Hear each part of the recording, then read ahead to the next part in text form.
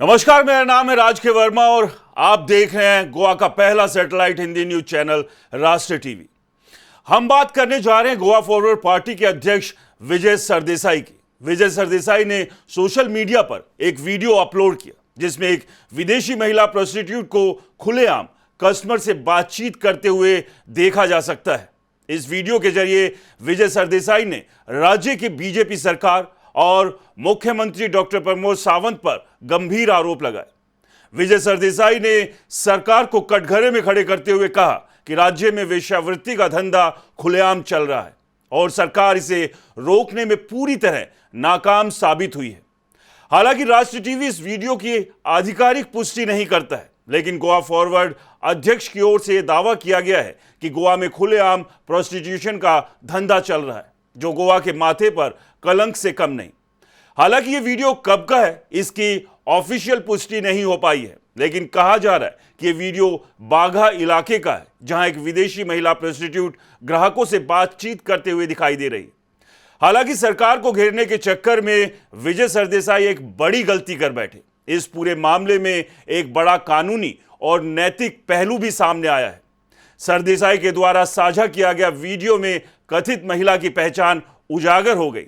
Video में न केवल उसका चेहरा स्पष्ट दिखाई दे रहा है, बल्कि उसका मोबाइल नंबर भी सार्वजनिक हो गया। एक्सपर्ट्स के मुताबिक इस तरह किसी व्यक्ति की पहचान और निजी जानकारी को सार्वजनिक करना उसके मौलिक अधिकारों का उल्लंघन हो सकता है। भारतीय कानून के तहत किसी भी व्यक्ति की निजी जानकारी बिना उसकी सहमति के सार्वजनिक करना गंभीर अपराध की श्रेणी में आ सकता है, खासकर ऐसे मामलों में जहां किसी महिला की पहचान उजागर हुई हो। सूचना प्रौद्योगिकी अधिनियम 2000 और अन्य संबंधित धाराएं लागू हो सकती है। इसके अलावा यह मामला निजता के अधिकार से भी जुड़ता है, जिसे के.एस. पुट्टुस्वामी बनाम भारत संघ के ऐतिहासिक फैसले में मौलिक अधिकार माना गया है। अब इस पूरे विवाद में दो बड़े सवाल खड़े हो गए। पहला, क्या वास्तव में राज्य में इस तरह की गतिविधियां खुलेआम चल रही है, और दूसरा, क्या एक जनप्रतिनिधि को इस तरह बगैर संवेदनशीलता के किसी की भी निजी जानकारी सार्वजनिक करनी चाहिए। फिलहाल इस मामले में प्रशासन या पुलिस की ओर से कोई आधिकारिक बयान सामने नहीं आया, लेकिन यह विवाद आने वाले दिनों में राजनीतिक और कानूनी दोनों स्तर पर और गहराने की संभावना है। आप तस्वीरों में देख सकते हैं जो वीडियो पोस्ट किया गया था विजय सरदेसाई के द्वारा उनके सोशल मीडिया फेसबुक पेज के ऊपर। सबसे बड़ा सवाल राष्ट्र टीवी यहां न केवल सरकार और पुलिस के सामने रख रहा है, बल्कि विजय सरदेसाई के सामने भी। पहला, कि क्या जो दावा गोवा पुलिस और गोवा सरकार के द्वारा किया जाता रहा है कि गोवा साफ सुथरा है, किसी भी तरह की गलत अनैतिक काम जो है वो गोवा में नहीं हो रहे, यानी कि प्रोस्टिट्यूशन का नामो निशान गोवा में नहीं है, उसका खुलासा विजय सरदेसाई ने इस वीडियो के माध्यम से किया।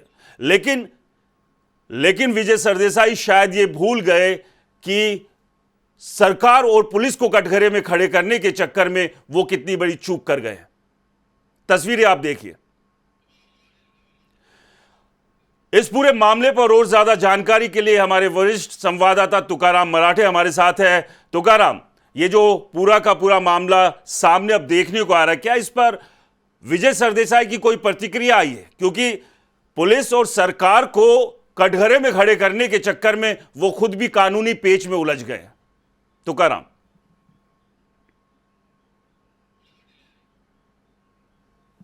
जी, विजय सरदेसाई की तरफ से इस विषय को लेकर सिर्फ इतना ही टिप्पणी आई है कि ये सरकार जो है गोवा में किस तरह से टूरिज्म नाम के ऊपर प्रोस्टिट्यूशन का बिजनेस खुलेआम चल रहा है, लेकिन उन्होंने अपनी तरफ से जो गलती की है, जो उन्होंने आइडेंटिटी रिवील की है, उसके ऊपर अपनी तरफ से कोई क्लेरिफिकेशन नहीं दिया है। हालांकि वो कह रहे हैं कि इस वीडियो के द्वारा ये देखा जा सकता है कि गोवा जब टूरिज्म इंडस्ट्री के नाम पे ब्लूम करना चाह रहा है, वो दूसरे कंट्री में जा रहा है और वहाँ पे गोवा टूरिज्म का रोड शो कर रहा है, वहाँ से टूरिज्म अट्रैक्ट करने की कोशिश कर रहा है। और ऐसे समय में गोवा में वो क्या इस तरह के जो फॉरेन नेशनल्स होते हैं या फिर फॉरेन नेशनल प्रोस्टिट्यूट्स होते हैं, उनको गोवा में टूरिज्म के नाम पे लेके आ रहा है, जहाँ पे गोवा की जो छवि है वो बिगड़ी जा रही है। इसके ऊपर वो तो टिप्पणी कर रहे हो, सरकार को कटघरे में खड़े कर रहे हैं, लेकिन उन्होंने अपनी तरफ से कोई क्लेरिफिकेशन इस मुद्दे पे जो आइडेंटिटी रिवील कर रहे हैं उसके ऊपर उन्होंने कहीं भी कुछ भी नहीं कहा। उनका सिर्फ वो वीडियो पोस्ट करके वो कह रहे हैं कि सरकार की तरफ से या फिर जो गोवा के पुलिस है उनकी तरफ से जो चूक हो रही है उसके ऊपर वो सवाल उठा रहे हैं, लेकिन खुद की तरफ से जो चूक उन्होंने की है उसके ऊपर ना कोई उनकी टिप्पणी है, ना ही कोई क्लेरिफिकेशन उनकी तरफ से आई हुई है सर।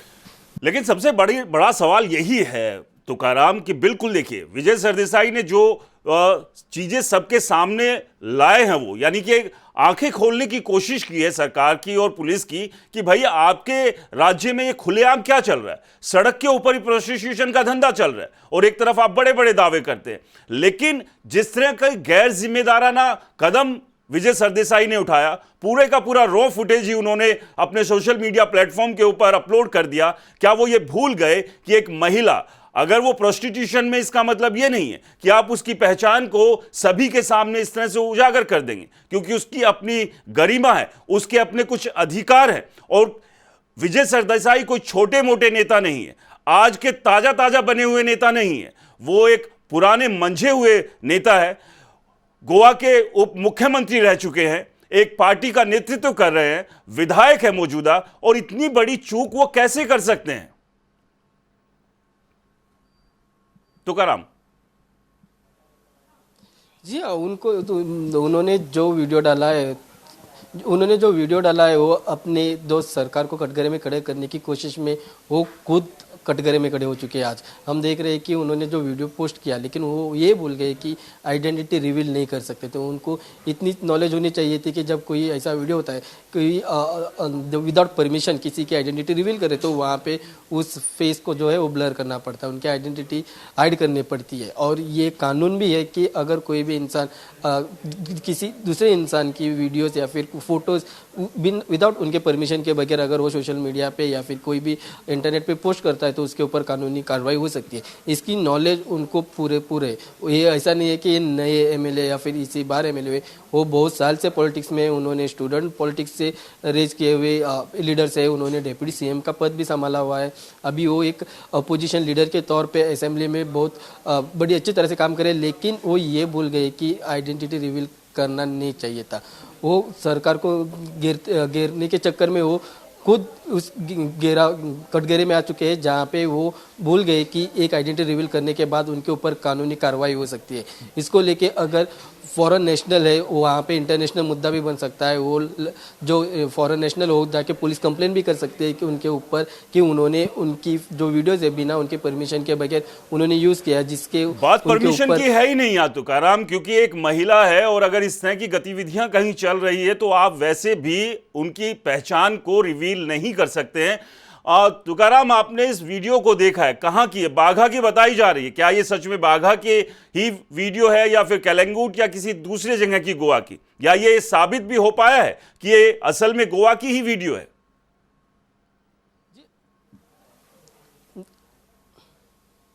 जी, इतना तो साबित हो चुका है कि ये गोवा की वीडियो है, लेकिन ये कलंगुट और बागा इस स्ट्रेच के बीच में कहीं का एग्जैक्ट लोकेशन पता नहीं चल रहा है। लेकिन बागा और कलंगुट जो पूरा का पूरा कोस्टल बेल्ट है, उस बेल्ट में से किसी एक जगह पे वीडियो लिया हुआ है, लेकिन उसकी डेट भी अभी कंफर्म नहीं हो रहा है कि किस दिन का वीडियो, कब निकाला हुआ वीडियो है। लेकिन इतना जरूर है कि ये कलंगुट और बागा इस बीच का ये वीडियो है। कब का ये वीडियो हो सकता है तुकाराम? क्योंकि अभी तक ये भी स्पष्ट नहीं हो पाया है कि ये अभी हाल फिलहाल का वीडियो है या बहुत पुराना वीडियो है। कुछ सामने आए हैं कुछ फैक्ट्स, और क्या पुलिस की तरफ से कोई रिएक्शन आया है इस पूरे मामले पर?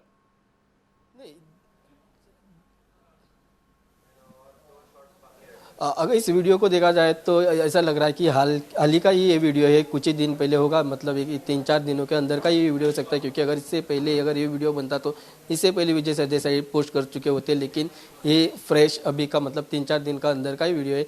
इसके ऊपर अभी तक पुलिस कोई कार्रवाई नहीं की हुई क्योंकि उनके पास अभी तक कोई कंप्लेंट नहीं पहुंचा है। लेकिन जिसके बाद विजय सरदेसाई ने ये पोस्ट किया, उसके बाद अगर पुलिस चाहिए तो कार्रवाई कर सकती है। वो कार्रवाई दोनों तरफ से करनी पड़ेगी। उनको विजय सरदेसाई के ऊपर भी क्वेश्चन के लिए बुलाना पड़ेगा, किस तरह से उन्होंने इस वीडियो को उन्होंने सोशल मीडिया प्लेटफॉर्म पे डाले हुए हैं और कहाँ से उनको ये वीडियो मिला है, किस सोर्स, जो वीडियो का सोर्स है उससे भी उनकी इंक्वायरी हो सकती है। और साथ ही साथ जो प्रोस्टिट्यूट है जहाँ पे वो वीडियो बना हुआ है, तो वहाँ पे अगर उनको भी आइडेंटिफाई करके उनको भी क्वेश्चनिंग के लिए बुला सकते हैं। लेकिन अभी तक तो पुलिस कोई भी कार्रवाई करते हुए इसके ऊपर नजर नहीं आ रही है। तुकाराम, एक और बड़ी बात यहां पर यह है कि गोवा महिला आयोग की चेयरपर्सन का पद जो है पिछले 1 महीने से खाली पड़ा हुआ है और ऐसे में अगर किसी महिला के साथ इस तरह से कुछ होता है, उनकी पहचान इस तरह से सार्वजनिक कर दी जाती है, तो उनकी लड़ाई कौन लड़ेगा? सरकार ने कहा था 1 हफ्ते में इस पद को जो है किसी को सौंपा जाएगा, किसी को चेयरपर्सन की जिम्मेदारी दी जाएगी, लेकिन अभी तक कुछ नहीं हुआ। यानी कि सरकार भी महिलाओं के हक को लेकर कहीं ना कहीं उदासीन है।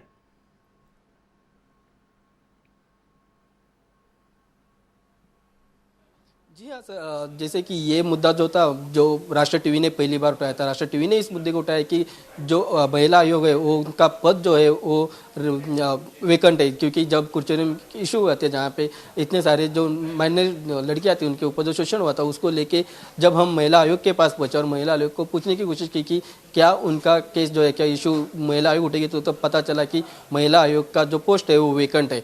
और उसके बाद हमने जब सरकार से प्रश्न किया, सरकार जब सीएम प्रमोद सावंत से पूछे तो उन्होंने बिना जवाब दिए निकल गए। लेकिन जो वुमेन एंड चाइल्ड डेवलपमेंट के मिनिस्टर है विश्वजीत राणे, उन्होंने कहा कि जो जल्द से जल्द, मतलब 7-8 दिन के अंदर एक मीटिंग होगी, उसमें कुछ कैंडिडेट्स के नाम डिक्लेयर होंगे और उस कैंडिडेट को लेके सीएम के साथ चर्चा होगी। उसके बाद जो आयोग है, महिला आयोग, उनकी नियुक्ति की जाएगी। लेकिन अभी तक तो कोई इसके ऊपर सरकार कदम उठाते हुए दिखाई नहीं दे रही, क्योंकि ये जो स्टेटमेंट किया हुआ था women and child development minister ने, उसको ऑलमोस्ट 10 दिन होने को आ रही है, लेकिन अभी तक उसके ऊपर सरकार की कोई भी एक्शन होते हुए नहीं नजर आ रही है। बिल्कुल, अब सवाल यही है कि इस पूरे मामले में पुलिस का क्या रवैया रहने वाला है, क्योंकि अभी तक कोई भी कार्रवाई पुलिस की तरफ से यहां होती हुई नहीं दिख रही है। यहां पर सरकार, पुलिस से भी राष्ट्रीय टीवी के कुछ सवाल है और विजय सरदेसाई से भी कुछ सवाल हम यहां पर कर रहे हैं कि गोवा के अंदर अगर इस तरह की गतिविधियां चल रही है तो जो वो दावे पुलिस करती है, सरकार जो दावे करती है, यानी कि वो सरासर झूठे हैं, जिसकी पोल ये वीडियो खोल रहा है। लेकिन वहीं दूसरी तरफ एक जिम्मेदार नेता होने के नाते, एक जिम्मेदार विधायक होने के नाते, एक जिम्मेदार पूर्व उप मुख्यमंत्री होने के नाते, क्या विजय सरदेसाई ये भूल गए कि चाहे एक महिला प्रोस्टिट्यूशन में ही क्यों ना इन्वॉल्व हो, उसकी पहचान को इस तरह से सार्वजनिक नहीं किया जा सकता, उनके खिलाफ भी सख्त कानूनी कार्रवाई हो सकती है।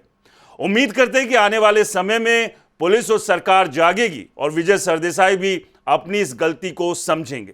फिलहाल के लिए इस रिपोर्ट में इतना ही। बहुत बहुत शुक्रिया तुकाराम, हमारे साथ जुड़ने के लिए, तमाम जानकारी हमारे साथ साझा करने के लिए। नमस्कार।